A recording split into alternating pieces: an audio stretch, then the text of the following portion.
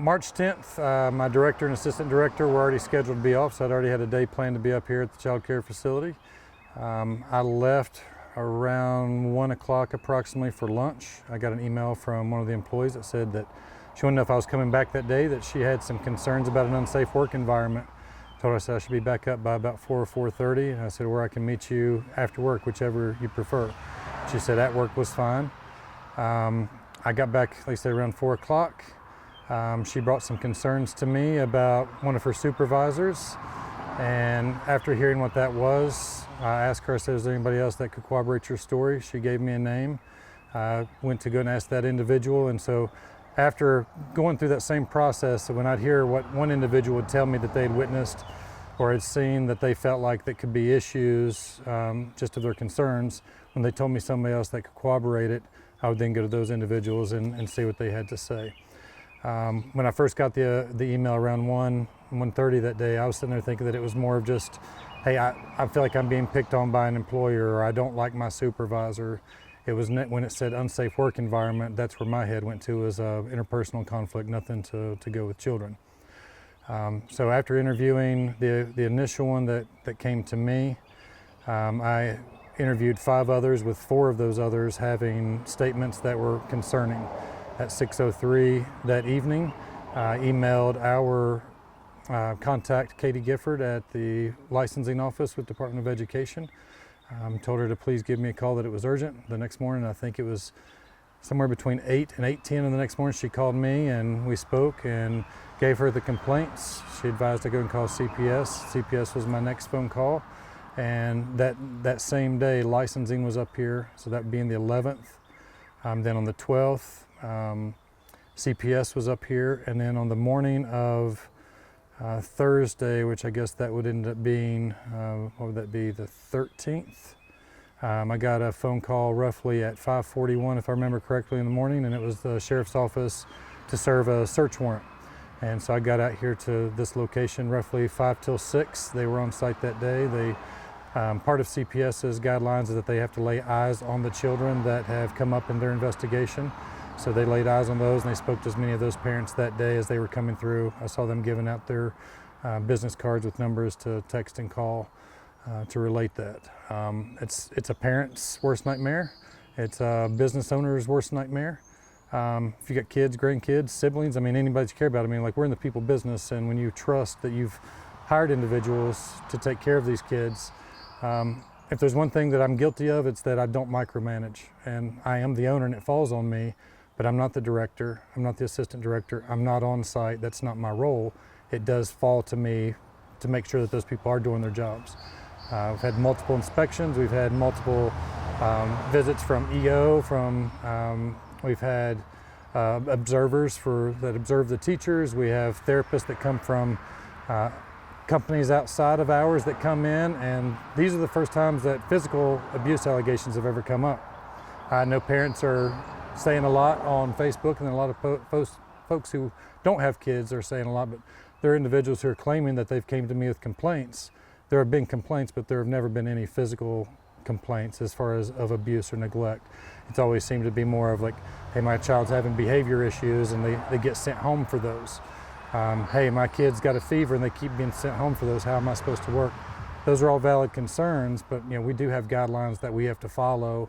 And if they're harming other kids, then of course they're going to have to be sent home. And then if they've got fevers of 101 and above, they have to be sent home. And unfortunately right now, we're going to take a lot of public bashing. If I had something to hide, I wouldn't have been the one who reported it. Here we are. We got the report, I guess it was, I forget the exact day that we got our report. I know that's all public knowledge, but I want to say it may have been Friday week ago is when we got that report. And then this all, I think once it hit scanner food, I think that's when most of this got out to everybody and let the public really just start jumping on board.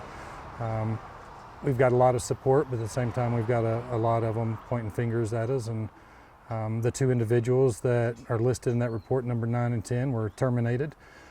Being a business owner, you have to be very careful in the way that you handle things. But starting on the 10th, when I was up here on the 10th, I've been up here probably about 90% of my time since the 10th. We've got a lot of staff turnover that some was already planned prior to that, and some has been planned since. EO has pulled 20 grant spots from us, so like there are definitely financial implications. We've got a lot of families who now don't feel like their children are safe here. I'll send out an email on March 13th. I'll say email. It went through our system that we communicate with all of our families and the kids, but it tracks attendance and do the messaging. I sent it out through that app on March 13th, which was the day that Washington County Sheriff's Office was here.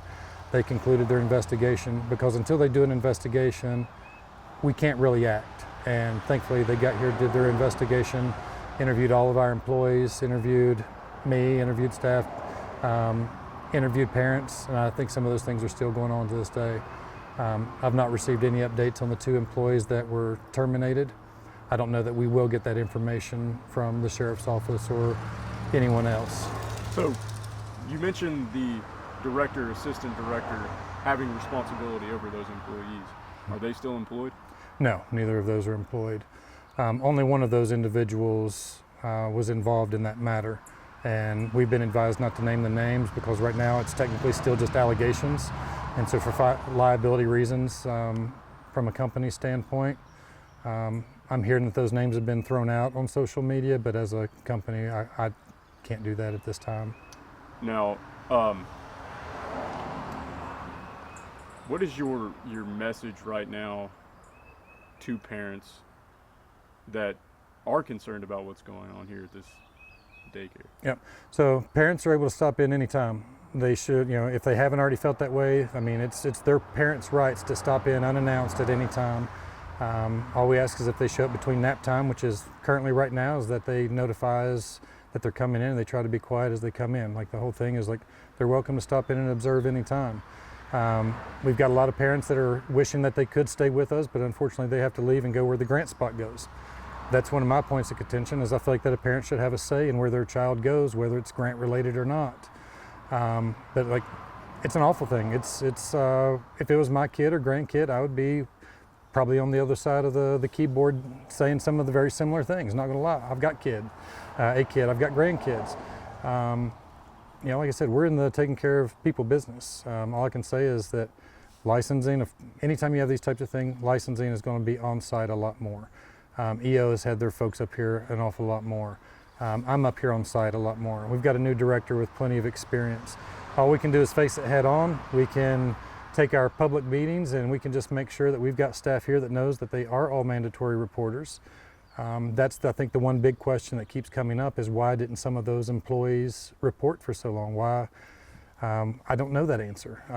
One has told me that she was afraid she's going to lose her job, that she'd been told by one of the former directors that it wasn't anything, that she didn't need to report it. Another thing that had came up was the one who actually initially reported it to us, one of the former employees, and I'm just trying to be vague to not name names and put titles out there with positions, but she was told that she'd be taken off of probation if she wouldn't say anything. And thankfully that is the same one who actually came to me to start with to make the initial complaint. These are pretty serious allegations of physical abuse to kids. What do you have to say about that and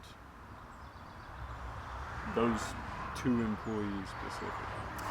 Yeah, it's definitely serious. I mean, like I said, if it was my kids, I would be hot. Like I said, I'd be trying to say the same things a lot of these parents are doing. I'd probably want our doors shut. That would be my first gut reaction. And I can't say that I blame any of those parents. If that was my kid, I'd be fit to be tied type deal. The 2 employees that were named, employees 9 and 10, I hope that they're prosecuted to the fullest extent. At the same time, I hope this is the lowest that those individuals ever go. I hope that they can also learn from this and move forward. Do I think they should work with kids again? Absolutely not. Do I think they should work with others who are voiceless or any type of caregiving? Absolutely not. But I also feel like that, just pray for them and hope that they can learn from it and move forward. Like I said, I want it to be their bottom, and I don't want them to continue to fall down and become worse individuals. The allegations, 100%, doing everything we can in our power to make sure they don't happen. Can we promise those things will never happen again? Unfortunately, no. And I've told my parents that from the beginning. Like, we can make all the promises we want, But when people are involved, we can't control people's actions. We can put systems in place to make sure that we've got as many checks and balances to make sure that those things aren't going to happen. But to truly say that, I don't think anybody can say that. And I think even the other daycare owners that are saying those things, that all these things will never happen, I hope they're right. It doesn't take long. One of the individuals that I'm talking about, in my mind, she was the steady rock here. It was as big of a surprise to me, probably as anybody. I mean, it was truly a gut punch. I wish that we could have some of the kids here on camera so you could see how a lot of these kids here are really, they love it here. And we're going to lose a lot of kids. They won't get to graduate here with all of their friends this year because they'll be moving at the end of the month, if not sooner. EO has extended the grants to run through end of month. It's a big change for the kids. It's a big change for the kids that were impacted physically, but it's also a big impact for the kids that weren't impacted physically because like they're having to make one more change before they'll go into the school system. You got anything else? Yeah, I got a couple things. So could you kind of talk about the hiring process? Because I know some people are probably wondering about that right now. Yeah, so the hiring process, it's all state mandated for licensed child care centers. So they have to do a fingerprint, they have to do a background check, and it also gets submitted through central registry. Sometimes all of those take 2 weeks to a month. Post-COVID, a lot of those have been taking a lot longer than they used to take, but 2 to 4 weeks is about what they goes through. And then we also do reference checks as well. And unfortunately, I mean, we've done everything that we could do in interviewing and checking references and doing those background checks. We also do drug screens. And all of those things, it still didn't prevent this from happening. As far as for me going forward, I know what my plan will be, and that'll be showing up here unannounced at least one day a week and just making sure that I continue to bounce around. And that's when I feel like that things are going well. Right now, I'm still up here 4 and 5 days a week. Like I said, spending about 90% of my time here. Absolutely. And then you kind of answered this, but I'm wondering if you're willing to elaborate on it. You've seen a lot of people on Facebook are wondering why, let's just call them staff 1 through 8, didn't report it and everything. Is there anything else you'd like to add to that statement? Or? I wish that they had reported. I wish they would have reported directly to DSS, CPS. I wish they would have felt comfortable enough to have came to me or have gone to HR. I don't know why they didn't report it. I can't speak on somebody else's behalf. I certainly wish they did, and we may or may not still be here today, but to me it's the acts are egregious, but at the same time the inactions of others are also hard to stomach too. And how long was this going on? According to the report, it stated over 60 days. I was made aware. So from what I was told from the individual on March 10th and the other individuals that I talked to right after that on that same day, I was told the items, because I was only told about 2 items, and I say only, and I don't say that as in trying to brush them off. I'm just saying when you look at the 2 items that I knew about versus the whole list that came out on the licensing violation report, that's a completely different picture. I didn't sit in on the investigations. I wasn't allowed to sit in on the investigations when the sheriff's office is doing that. And so I guess that's the portion where, as they're going through and doing those investigations, that's where more of those employees felt comfortable to continue to reach out. In some regard, as soon as I got my information that confirmed what the 2 individuals did, I'm now passing it off to the authorities to handle, and then I'm reaching out to licensing and CPS for advice on how to handle. And at that point, once you turn it over to them, it's really kind of out of your hands how you handle things, and you just kind of follow their lead. So as far as the length of these allegations, how far back they go, all you can account for is what's on that report? Exactly. All right. Do you have any idea how long the 2 employees who were fired were working here?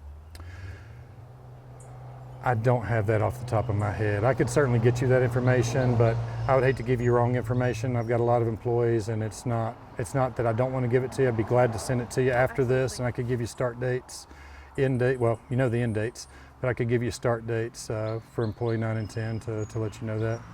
Thank you. Yeah, and I understand if you don't have that. It's just just wondering. But I can definitely send that to you if you would like. Absolutely. Okay. Thank you. You got anything else? Anything else you want to add? Or? Folks mess up. I'm not trying to take it lightly. We're doing everything in our power to try to fix it and move forward. There's traditionally been a shortage of child care in our area, and that's why we opened this. We had staff who needed child care, and we knew that there was wait lists. You certainly don't go into child care to want to deal with these types of things.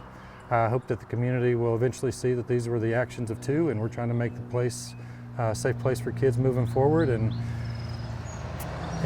we're just trying to face it head on. I don't know what else I can say. To those involved, truly I'm sorry. Hate it for your kids. Hate it for the families involved.